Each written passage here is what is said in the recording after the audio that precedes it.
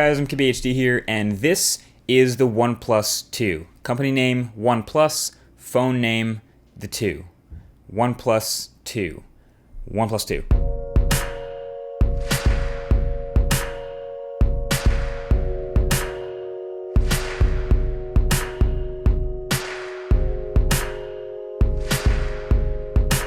So I've been using this device for the better part of a month, about 3 weeks or so, as my daily driver, so all the time, and I know a lot of people get worked up over the flagship killer slogan that they use. What I'm just going to do is ignore all the hype and just look at the device itself. So the easiest place to start is the hardware, and a lot of interesting decisions went into the hardware department for the OnePlus 2, but they all came together to equal a really nice phone that feels good in the hand, and that's what's important. So it has a nice little weight to it. It's a little on the bigger side of the scale as far as smartphones go, but it's nothing too extreme since it's definitely not the biggest smartphone with a 5.5-inch display.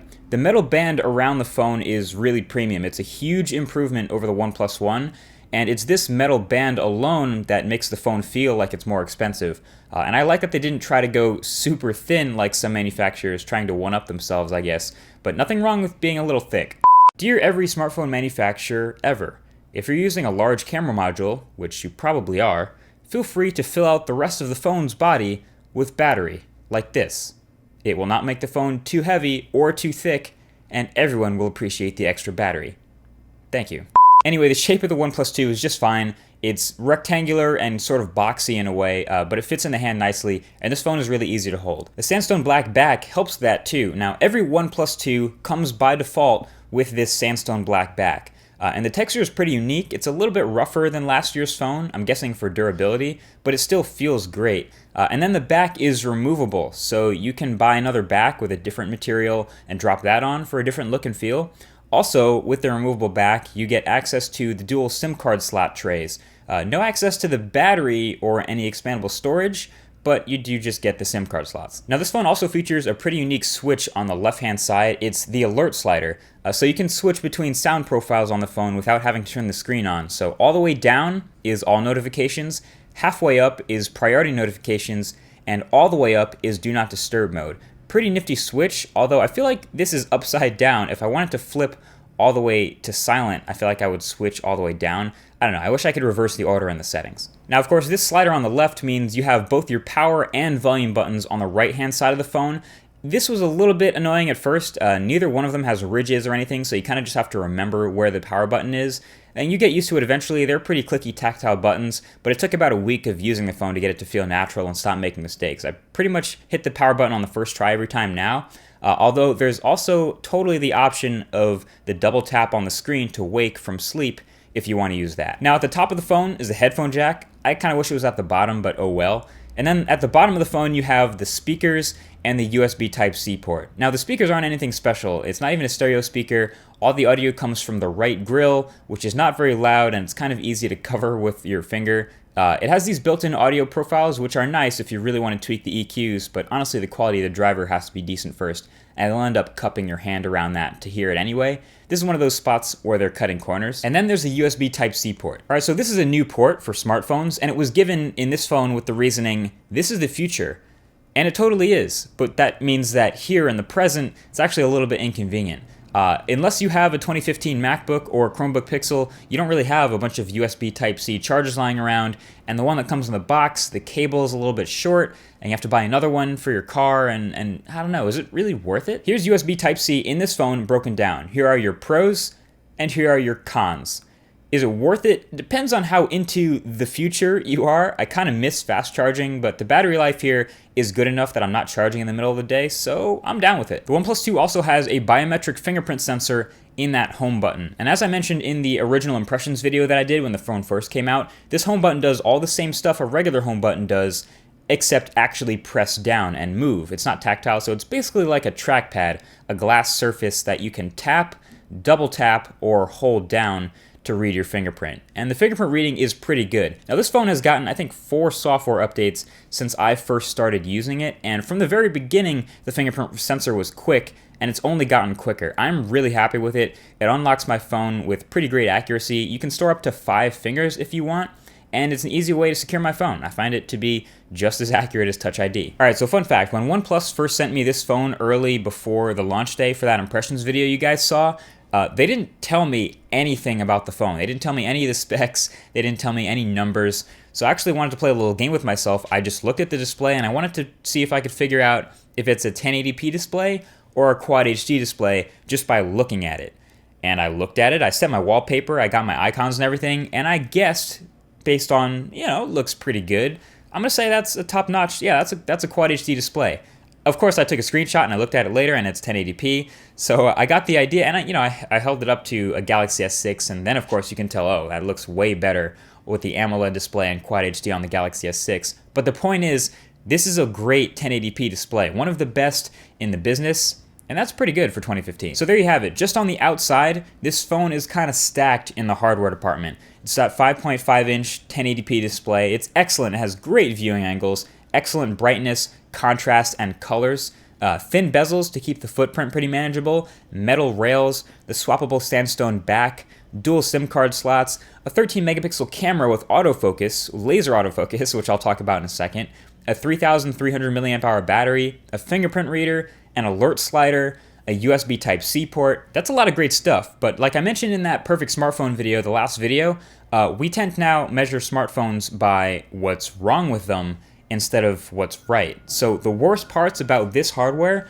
would be the weak speaker and the lack of wireless charging and NFC. Now on the weak speaker, not a whole lot you can do. You can just set the EQs till it sounds good enough to your ear and it just won't be very loud. And the wireless charging, also not a huge deal for me. If you can pick up a few USB Type-C cables, you'll pretty much be good to charge wherever you want. No NFC though, there's really no workaround for that, and there's two types of people on that issue. Number one, people who use NFC all the time, people who use mobile payments, Google Wallet. For that type of person, this is a deal breaker. This is not the phone for you. If you're the other type of person like me where you don't use NFC all that often, I mean, I used it actually once in a while to pair with my RX 100 to wirelessly transfer photos. Not a huge deal. It takes a little longer to do Wi-Fi pairing now, but for that, it's not really a big deal. OnePlus's argument is that there are more of that second type of person, so they decided not to include it, but I mean, how cheap would it have really been? I mean, not including a super cheap feature like NFC in a new smartphone because people don't use it is kind of like building a car and not including reverse lights because people usually drive forward. Technically true, but I mean, come on. Now the camera on the back of the OnePlus 2, I did an entire separate video about. That was when I first got the phone a few weeks ago, and I'll link that video right below that like button. I compare it at length to a couple of other high-end smartphones and give some photo and video quality samples. Basically, it's a pretty good quality smartphone camera that's capable of taking some great shots, but it's a little slow and it needs to continue to be improved with software updates. It's a 13-megapixel OmniVision PureCell S image sensor, the largest pixel size of any 13-megapixel camera, and it has optical image stabilization and laser autofocus. The laser autofocus is very fast, as you'd expect, and the optical image stabilization for photos is very good. It takes some crispy low-light shots with a low, slow shutter speed handheld, so that's awesome. But it's kind of slow to actually take the shot. Getting the camera app open is pretty quick. I have it mapped to a double press of the home button, just like a Samsung phone, so I don't need any camera shortcut on my home screen. But the time it actually takes to click the photo and actually taking it is too long, and it's that slow every time. Kind of discouraging for when you're trying to capture faster motion, but I think we'll see this continued software updates that make this phone and this camera better. It's already gotten an update, and soon, apparently, it's going to get manual controls as well. So this camera can get better. And speaking of software, the OnePlus 2 is running its own custom ROM of near-stock Android, Oxygen OS 2.0, or actually 2.0.1. And I really like it. It's quick, it's clean, it's pretty close to stock Android as you can see, and it's customizable in a bunch of ways that are genuinely pretty useful. You can rearrange the icons of the toggles in your quick settings to look exactly how you want them and remove the ones that you don't use. You can go into the dual SIM card tray settings and use one SIM card for calls and the other one for data, or really whatever you want. You can take total control of how the SIM cards are used, or you can just use one. You can use on-screen or off-screen buttons. I choose off-screen, and then of course you can choose what the hardware buttons do on a long press or a double tap of any of the buttons. So that's how I made the double tap of the middle home button open the camera, And I also have a long press of that home button open Google Now, but you can map a whole bunch more stuff for shortcuts if you want. And you can enable a system-wide dark mode and change the accent color throughout the entire OS, which can be pretty nifty. There's tons of stuff like this. You can customize LED notification colors, you can customize app permissions, tweak animation speeds, etc. I mean, you can really dig in and get your hands dirty and make this phone work exactly the way you want it to. The biggest new feature they've added on the home screens that looks like the furthest from stock Android is called Shelf, which I guess everyone has to have a screen to the left of the home screens now. So you can go into the settings and enable it if you want, and it's basically just a page with a list of your recent apps, frequent contacts, and then some widgets of your choice. It's kind of neat. You can change the header image to whatever you want, and any widget in there you can add of any size. I'm not sure how many people will find this useful, but this is another one of those things that OnePlus can add features to with a software update, so I guess we can be optimistic about its potential. And performance throughout all of Oxygen OS was top-notch, snappy, as some might say. This is, of course, thanks to the choice of your Snapdragon 810 chip, super high-end, your 4GB of RAM, and of course a 1080p display, not having to push as many pixels as a 1440p display. So I'm a fan. This usually tends to be the case with near stock Android phones. It handles RAM well, it remembers a ton of recent apps, and multitasking and moving around between apps and web browsing, and your typical use is perfectly fine, as you'd expect.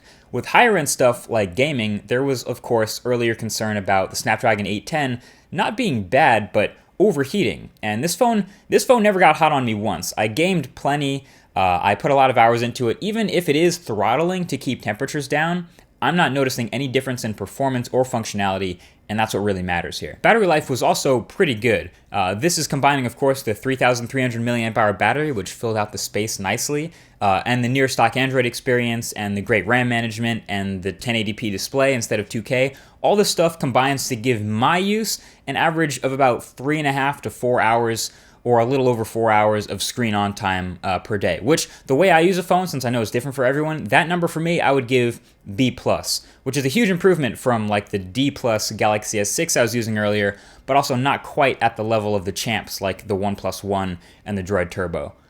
It's enough to get me through an entire day comfortably, but not much past that. Also, there's no power saving mode, so once you get down to like 5, 3, 2% of battery, you'd probably just want to turn it off. So at the end of the day, when judging the OnePlus 2 as a complete package, it satisfies my like 5 pillars of a great smartphone package pretty well. Great performance, great camera, great display, great battery life, and great build quality.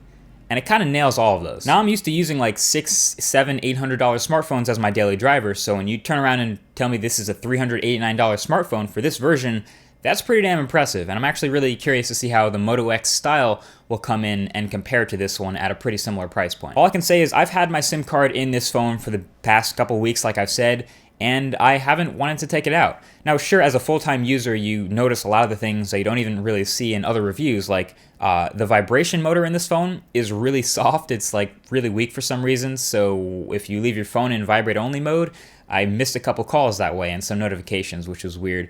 And stuff like some apps like Relay for Reddit and Phoenix didn't really work that well on this phone until the latest version of Oxygen OS 2.0.1, which fixed a lot of that stuff. And even stuff like the home button not responding 100% of the time, probably 2% of the time it takes me an extra press for it to register. But again, a lot of this is nitpicking and can be fixed with continual software updates. So the worst thing about this phone is how hard it is to buy one. Again, but I would really recommend it to people who are willing to jump through a hoop or 2 or 12 to buy one. Thanks for watching, guys, and I'll talk to you guys in the next one.